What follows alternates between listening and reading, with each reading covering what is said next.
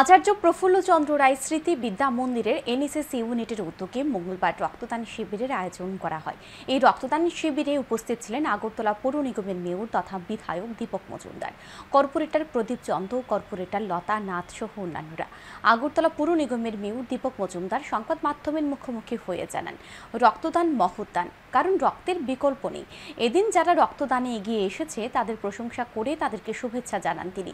নিগমের মেয়র আরও বলেন, এনএসএস শিবিরের মাধ্যমে এই ধরনের কর্মসূচি অত্যন্ত শুভ উদ্যোগ, কারণ ছেলে মেয়েদের মধ্যে এই ধরনের কর্মসূচির মধ্য দিয়ে রক্তদানের মানসিকতা গড়ে ওঠে। উদ্বোধনী অনুষ্ঠান শেষে মেয়র সহ অন্যান্য রক্তদান শিবির পরিদর্শন করে রক্তদাতাদের উৎসাহিত করেন। এদিনের রক্তদান শিবিরে রক্তদাতাদের উপস্থিতি ছিল লক্ষণীয়।